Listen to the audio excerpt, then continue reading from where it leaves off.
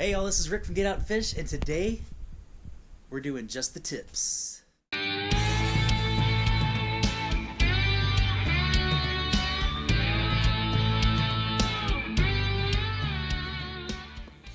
Alright y'all, this is Rick from Get Out and Fish, and we're back. We're doing just the tips.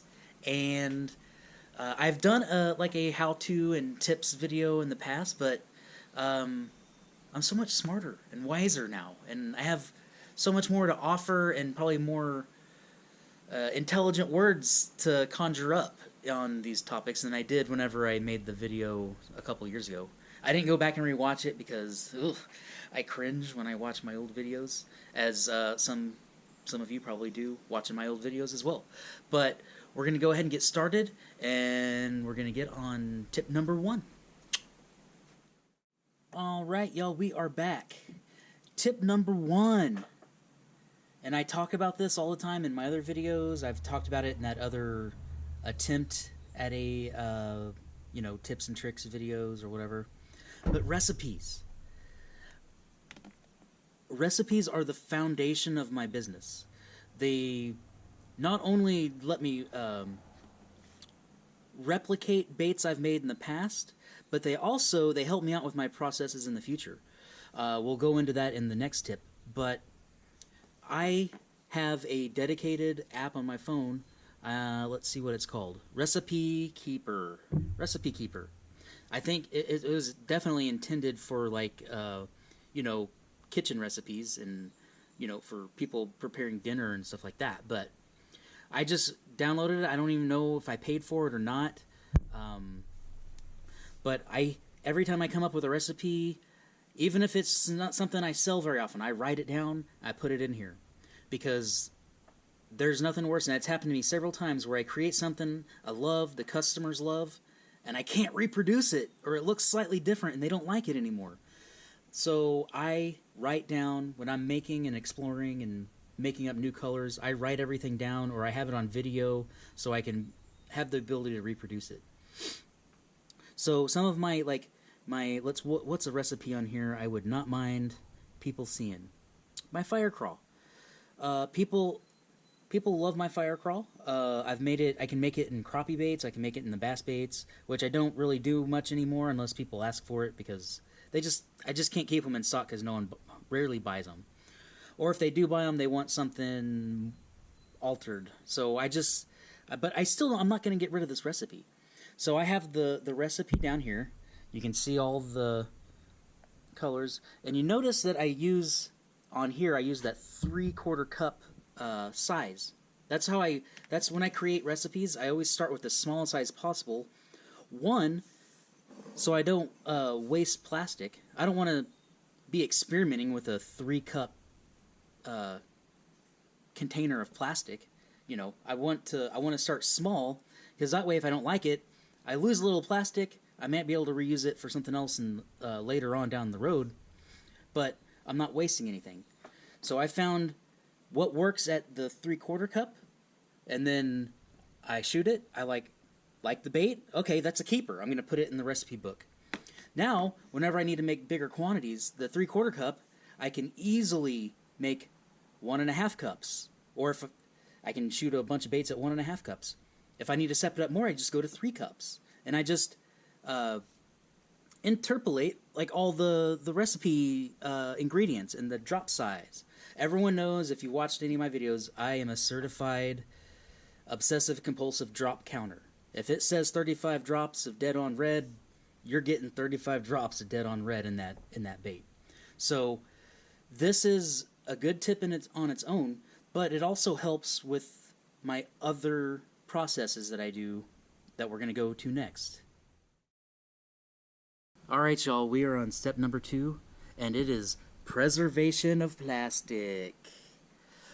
So for a small business like mine, and if you're running a business, or if you're making baits at home and you just want to find ways to keep plastic and not waste plastic, this is what I've come up with. This is not something I've learned. This is just something I've kind of developed over time. It's not ingenious or anything, but the reason I do my recipes, I'm so strict, is because if there's leftover pucks in the cup, I save them.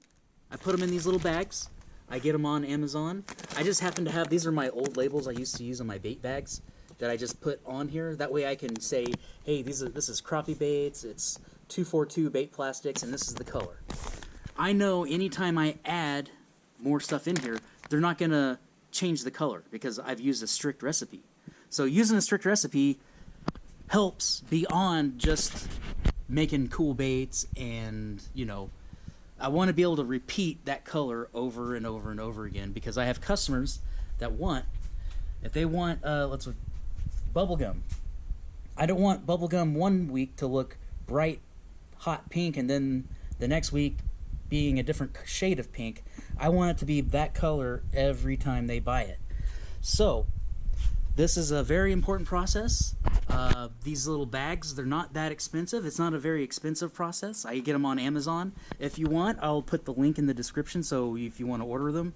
But, I mean, any kind of bag that'll just hold your plastic, that you can label, and keeps it safe. If it's a dual color, I do put them in Ziploc bags first, and then put them in the bag. Other than that, that's just a really good tip. To have them labeled. You want to know what kind of plastic it is, what kind of color it is, and you can repeat colors over and over and over, and you don't have to throw away the pucks. When you're done at the bottom of the cup, you don't have to get rid of that plastic. Here's bubblegum. Beautiful. I can reproduce it anytime I want, over and over again, and the customers are always happy. So, yeah, that's tip number 2. Preservation of plastic. All right, so in the past, I've had my laptop out, I've shown some spreadsheets. Those videos have dive bombed. Like, I almost should just delete them because of how bad it is. So, I'm trying to learn something new and maybe keep people's attention while also going over something, because as part of the bait making world, we got to know how to do excise taxes if you're going to produce baits and sell them for a profit. You have to do this. So, we're going to get started right now. I am going to go ahead and bring up this website from the IRS website. This is a page, and it goes over who is liable for federal excise taxes. All right.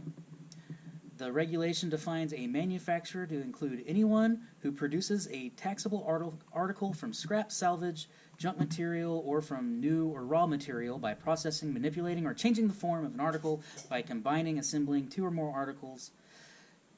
All right.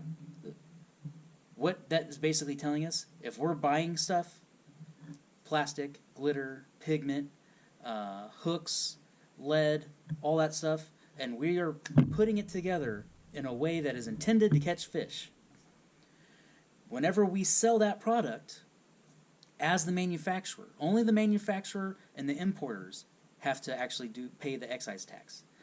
All right? You owe 10% of whatever you sold that bag for to the IRS. It's that simple.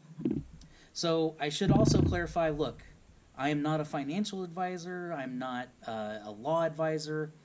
I'm just a dude reading and trying to play by the rules. I'm not advising you on how to do anything. I'm not even going to judge you if you're not doing this.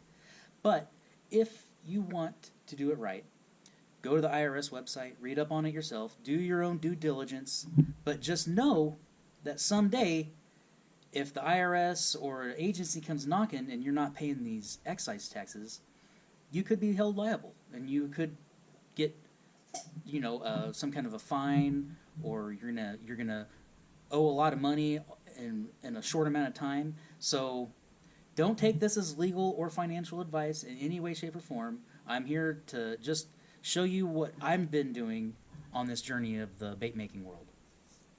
So go read up here on the IRS website. It'll talk on all the things that excise tax is imposed on and what it's not. And then also, I'm going to show you how I pay my excise taxes.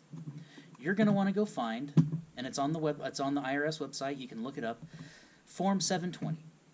this is what I've been using to pay my federal excise taxes. They're due every quarter. So quarter 1 is going to be January, February, March. Quarter 2 will be April, May, June. Quarter 3 will be July, August, September. And then Q4 is October, November, December. Now, you collect money and you sell baits for the first quarter, right? January, February, March. The excise taxes for that is due the last day of the following month after the quarter. So if I'm trying to pay excise taxes for quarter 1, I have to have this paperwork ready and have all the information and a money order sent to the IRS by the end of April, the last day of April. All right? And it goes over that in detail on the website and on this form. So if you don't have an EIN, that's fine. I think you can still pay your excise taxes without an employer identification number. I think you can just use your social. I don't know that. Do your own due diligence. Research that. I have an employee identification number. It makes owning a business and running a business so much easier if you go to the IRS website and just get an EIN. It took me about 15 minutes to fill out the necessary details and get an email back with my new EIN number, and now I can open up a business checking account. I can form an LLC. There's a lot of wholesalers out there that won't even let you look at their stuff unless you type in an EIN number. They want to know that you're doing business. They don't want to sell to people that just want to get wholesale prices for stuff that's intended to be resold. EINs are very helpful and very easy to get. All right, let's see what else. There's not a lot. It's a long form. This Form 720. It's a long form, but there's so many things that have excise taxes, like types of fuel and other businesses and all that. We're really only concerned about a few things.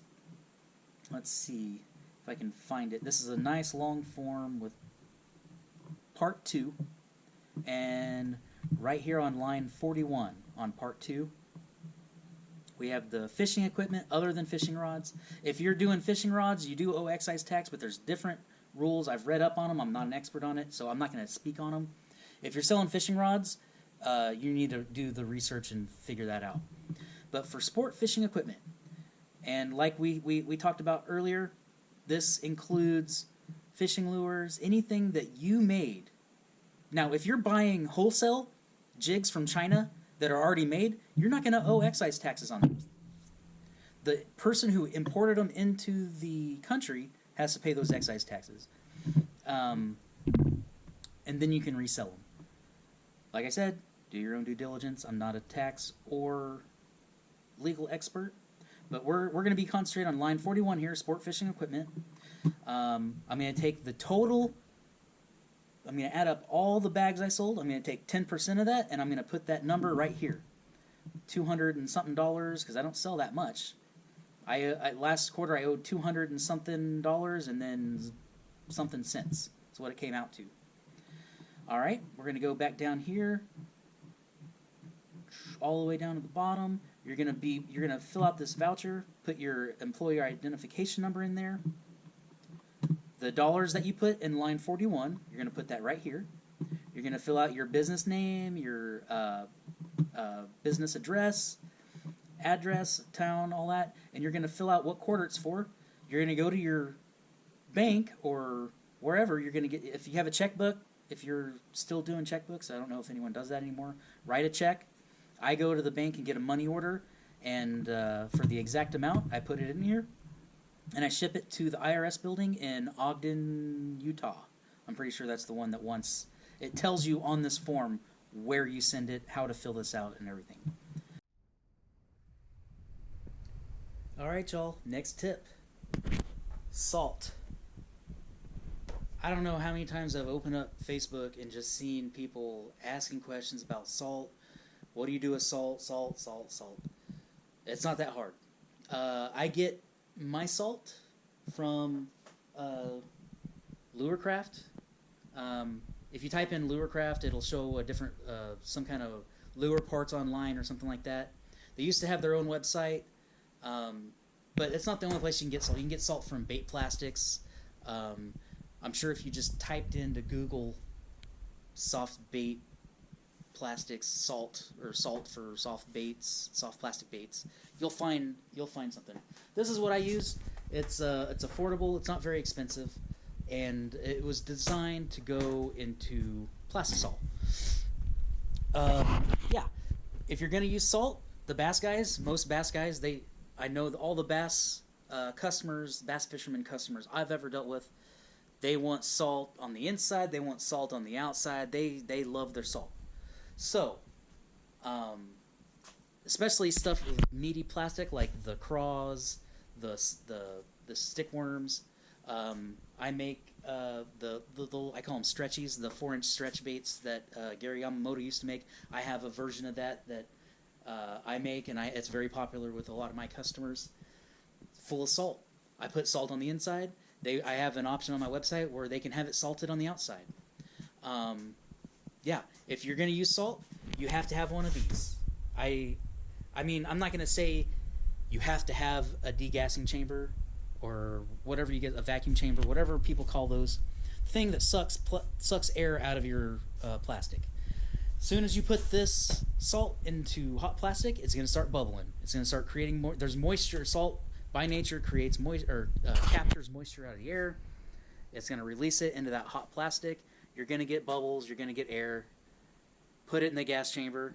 For every cup of plastic, I put 3 full tablespoons of salt for every cup of plastic I use. Some people use more. Some people use less. I use 3.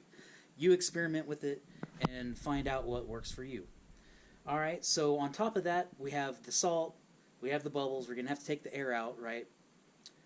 People want to know how to get scent in. If you put scent straight into hot plastic, it's going to burn off. You're not going to have any scent left after you put that oilized scent for soft plastics into the plastic.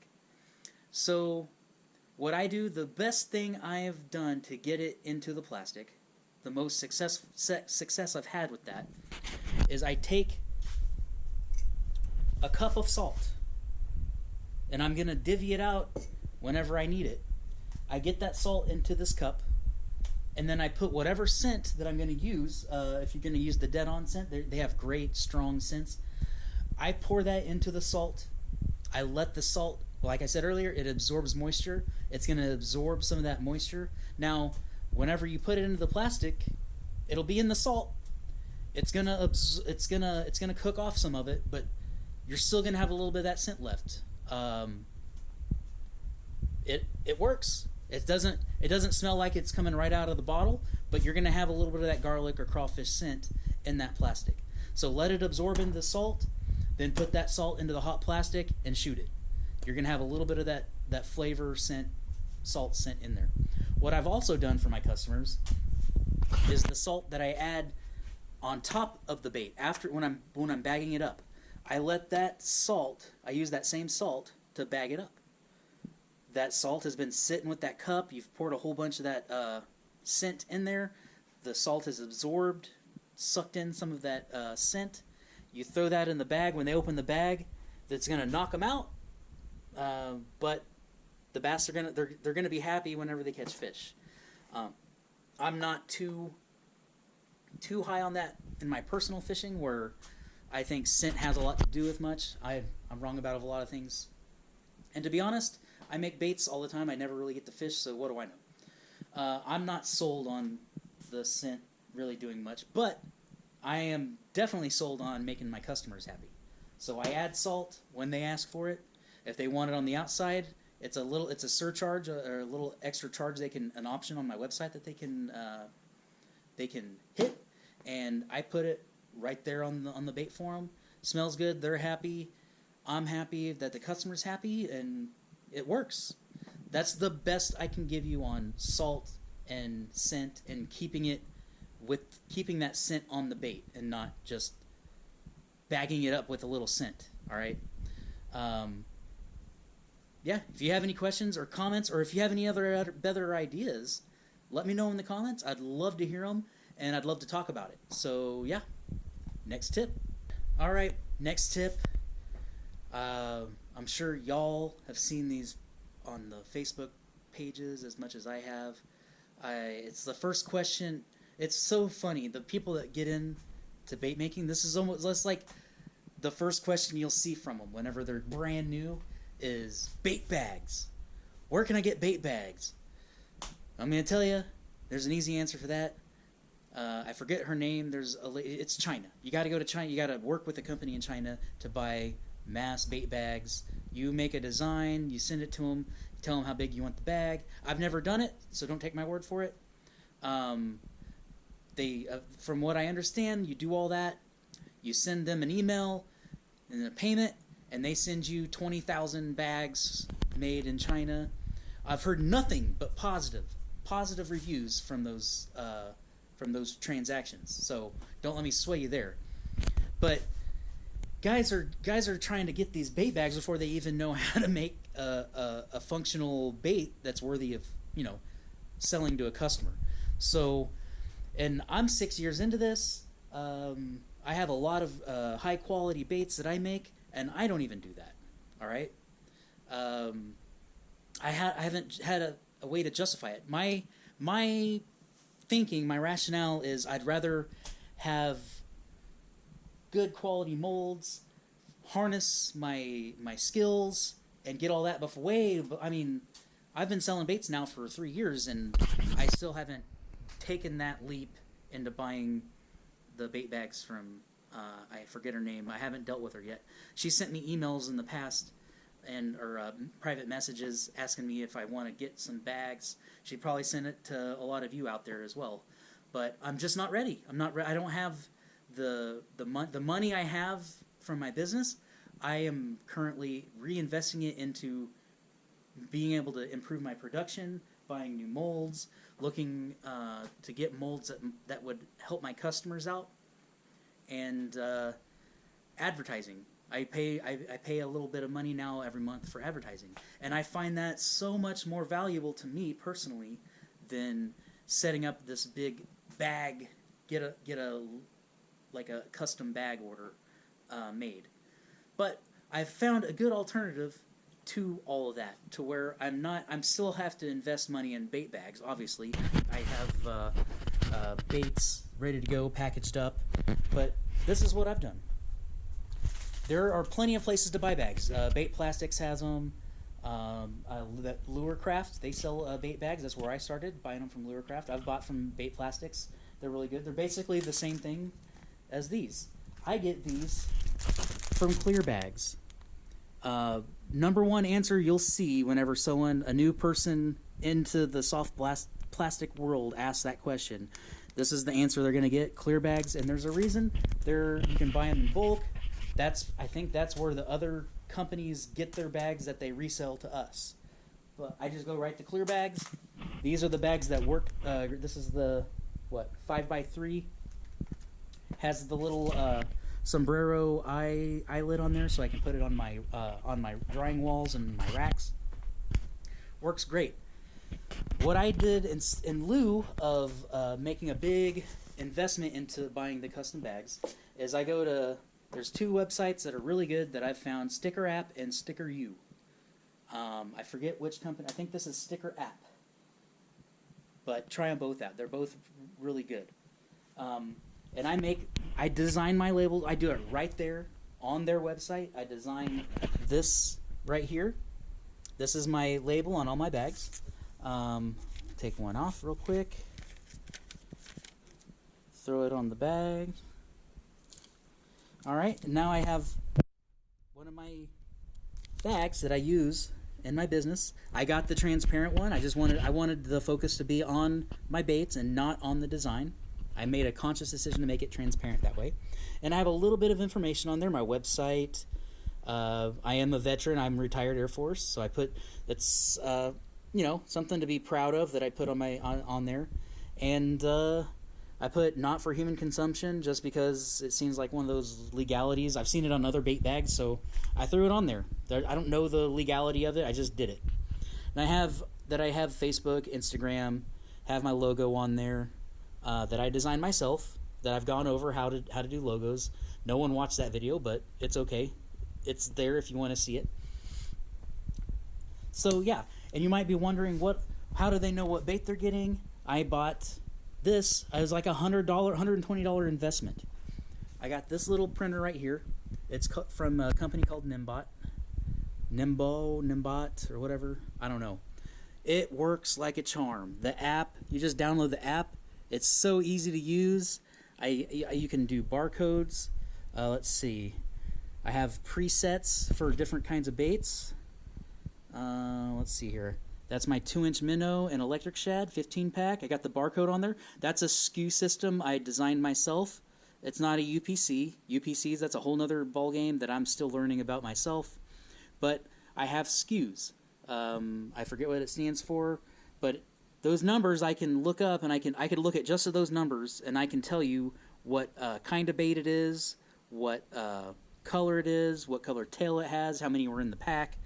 I designed that little system myself. A SKU is completely up to you. But this company, Nimbot, super easy investment. One of the best $110, $120. Got it on Amazon. I'll put the link in the description below. This has saved me so much time and effort. The way I was labeling my bags, I had these old labels where I wrote the type of bait it was and what color it was, and my handwriting's awful. I mean, absolutely awful. And people were asking me what color it was because they couldn't read it. I don't know why I put it off so long. I got this Nimbot machine, downloaded the app, and you can literally do anything. I mean, I can put a picture on there. Super easy. I didn't have to watch a YouTube video on how to do this. It was very intuitive. Super easy. I don't know why I put it off.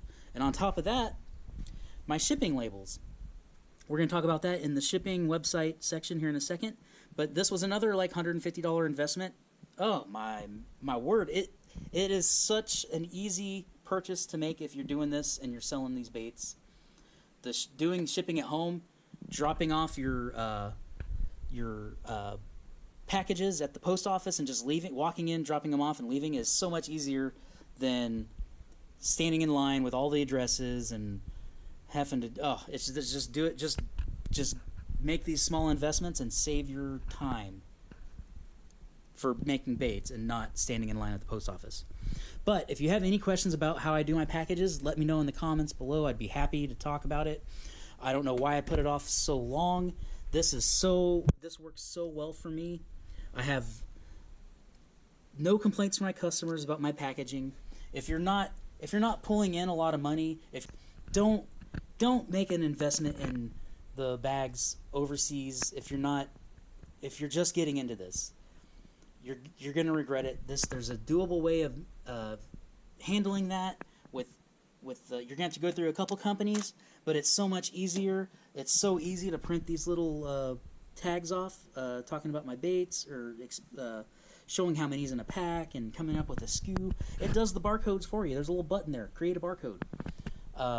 So easy. Highly recommend going this route instead of buying 20,000 bags. What if you don't make those baits anymore and they don't fit? Wait till you have a big following. I'm going to do it someday, I hope. But I'm just not at that point yet, and I want to venture out and say most of us aren't. So this is a better option in my opinion. All right, y'all. Let's talk about websites and shipping. So as I've talked about before, I do have a website. I very for getting a website if you're going to be doing the business. It's not necessary, but it just makes life easier. How does it make life easier? Well, I can create. I mean, I personally chose Wix as my website format or whatever that's called. It was very intuitive. There's no coding. You just you set it up kind of like a highly advanced Facebook page or something, but you really just kind of drag and click and create the design of your website. There's even templates on there you can use. You can add different, you can there's all kinds of things you can do. It already has a point of sale built in, so the credit cards, whenever people use their credit cards, you have that built in. You can add PayPal as an option on there. It's all very easy. Anything that gives you confusion, you can easily look it up on their tutorials or on YouTube. YouTube has been more helpful for me, just because they get right down to the nitty-gritty and go out and explain it to you. But we're not here to talk about how to set up a website. We're talking about why, the benefits and everything. So with my Wix website, people can go to my website, find baits that are available on there, choose to purchase them, and pay for it. But what I get is it's all done for me. I don't have to stop what I'm doing, write down the order that someone wants, the colors and all that. It's all right here. It's all done for me. I can go to an order like this. This is an order I made whenever I redid my website, and I just put an order in just to make sure it worked.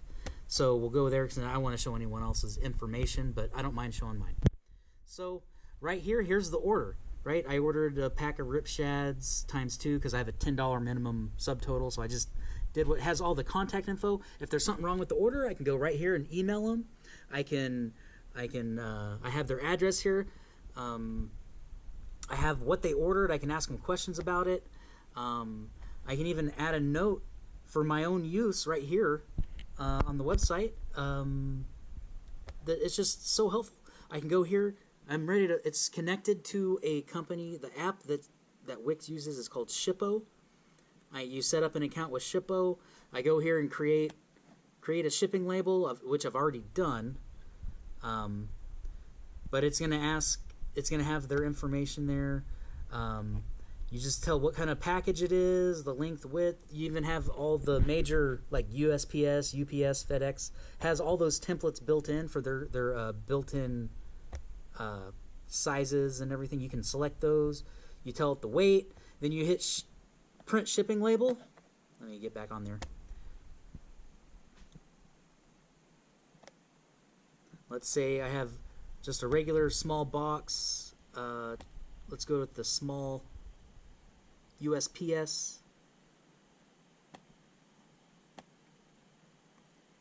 The small flat rate box. All right, that's typically what I use when I ship out orders. Say it weighs a pound. All right, good there.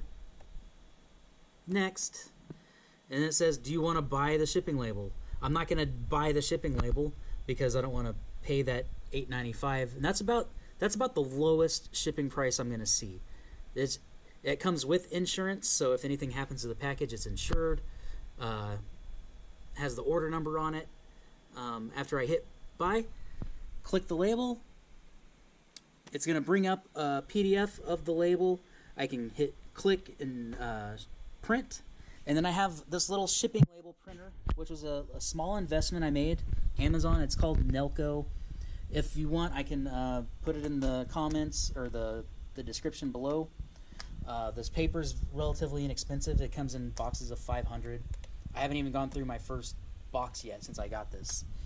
But it just makes life so much easier. What else does the website offer me?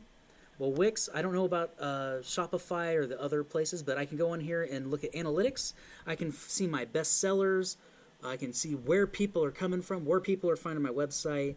It's going to give me all kinds of insights that you would have to do with pencil and paper if you didn't have a website. You'd have to create an Excel spreadsheet.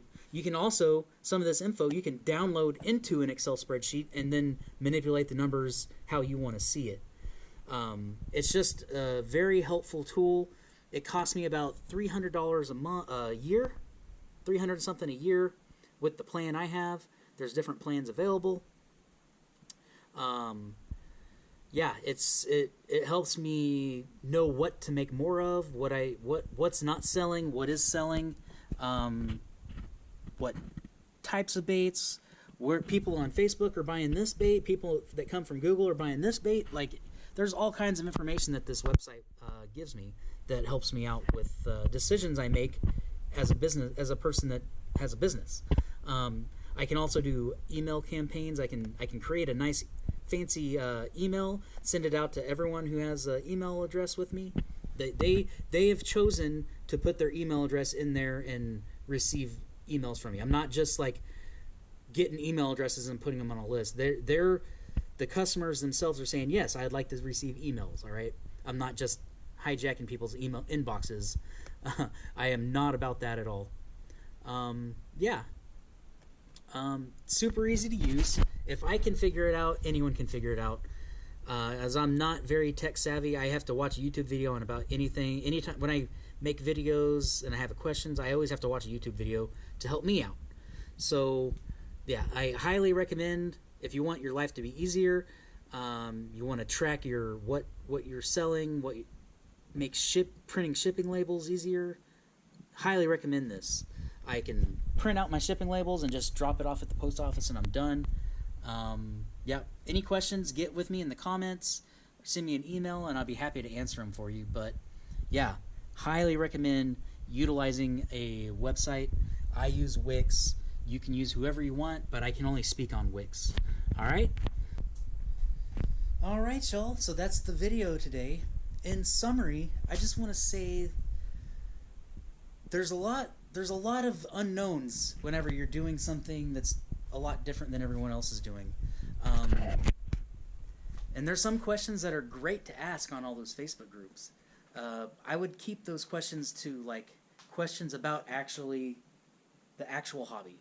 The business questions, no one's going to have your best interests in mind more than you. So go out and find them. Google is very helpful. We have phones that have a lot of answers tucked away inside the internet. Research, find it on your own.